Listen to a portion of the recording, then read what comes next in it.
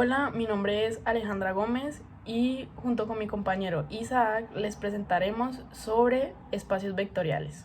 Bueno, un espacio vectorial es una estructura algebraica que se forma a partir de un conjunto no vacío cuyos elementos son vectores y dentro del cual hay una operación interna llamada suma de vectores. Aunado a esto también hay una operación externa que es definida entre este conjunto y otro conjunto llamado cuerpo, y estaríamos hablando entonces de producto por un escalar. Bueno, como mencioné antes, estas operaciones están definidas por la suma de vectores y y por el producto por un escalar. Empecemos hablando por las propiedades de la suma. Tenemos que la conmutativa es que el vector u más el vector v es lo mismo que el vector v más el vector u para todo vector u y v que pertenezca al conjunto no vacío v, como dice acá arriba. Tenemos que entonces el k es el cuerpo, o sea, de los elementos escalares, y u y v y w pertenecen a v. Seguimos con la propiedad asociativa que dice que el vector v más el vector w más el vector u es lo mismo que el vector u más v más w para todo u, v y w que pertenezca a v. Existe el elemento neutro para todo elemento neutro que pertenezca a v, tal que u más el elemento neutro da igual a u para todo u que pertenezca a v. Tenemos la del elemento opuesto que dice que para todo vector u que pertenezca a v y, y que exista un menos u que pertenezca a v, tal que u más el inverso de ese, que sería menos u, es igual al elemento opuesto, e. Bueno, seguimos con las propiedades para el producto por un escalar. Está la asociativa, que dice que un escalar a por un escalar b por un vector u es lo mismo que el escalar a por el b por el vector u para todo escalar a y b que pertenezca acá, que es el cuerpo, como dijimos acá, que es de los escalares, y para todo vector u que pertenezca a v. Seguimos con la del elemento neutro, que existe un elemento neutro que pertenezca acá, tal que ese elemento neutro por el vector u sea igual al vector u para todo u que pertenezca al conjunto no vacío v.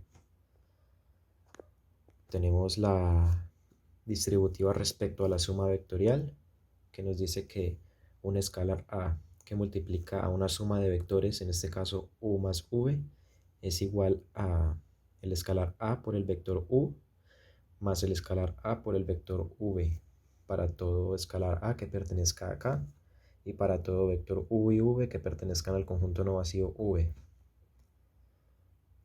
Finalmente tenemos la distributiva respecto a la suma escalar, que es parecida a esta, sino que acá hay dos escalares y solo un vector. Acá había un solo escalar y dos vectores. Entonces tenemos que el vector u que multiplica la suma de dos escalares a y b es lo mismo que el escalar a por el vector u más el escalar b por el vector u para todo a y b que pertenezca acá y para todo vector u que pertenezca al conjunto no vacío v. Bueno, subespacios vectoriales.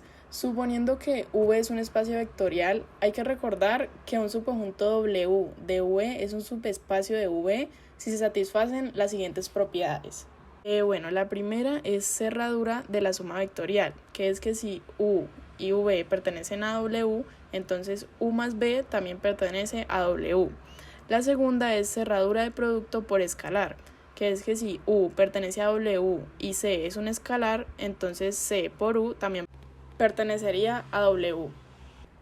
Bueno, algunas observaciones que se tienen que tener en cuenta es que se cumpla todo lo siguiente.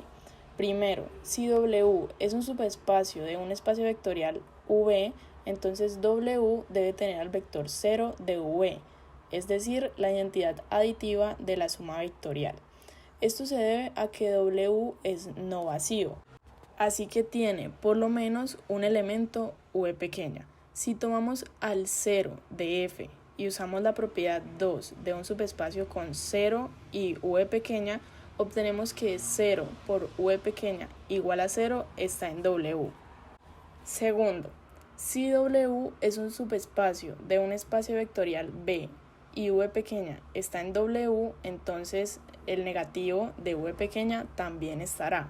Esto se debe a que por la propiedad 2 de un subespacio tenemos que menos 1 por v pequeña es igual a menos v pequeña está en W. Tercero, si V es un espacio vectorial sobre F y W es un subespacio de V, entonces W también es un espacio vectorial sobre F con las mismas operaciones que V. Por un lado, el neutro e inversos aditivos existen por los dos incisos anteriores.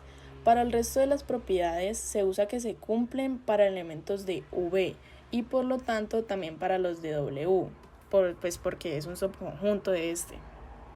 Cuarto, si W sub 1 y W sub 2 son dos subespacios de un espacio vectorial V, entonces la intersección W1 intersectado W2 también lo es. La primera propiedad nos puede ayudar en algunas ocasiones, no siempre, a darnos cuenta rápidamente si un subconjunto no es un subespacio vectorial.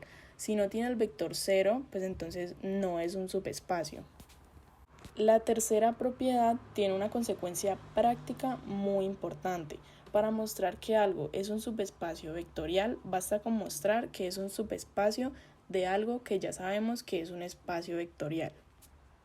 Bueno, ahora presentaré algunos ejemplos. El primer ejemplo, considerando el conjunto W que contiene a X, Y que pertenecen a R al cuadrado, donde X por Y es igual a 0, este es un subespacio de R al cuadrado.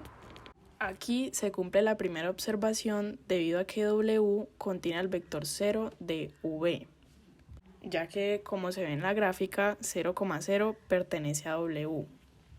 No se cumple la primera propiedad que mencioné porque la suma de dos vectores de W no puede estar en W.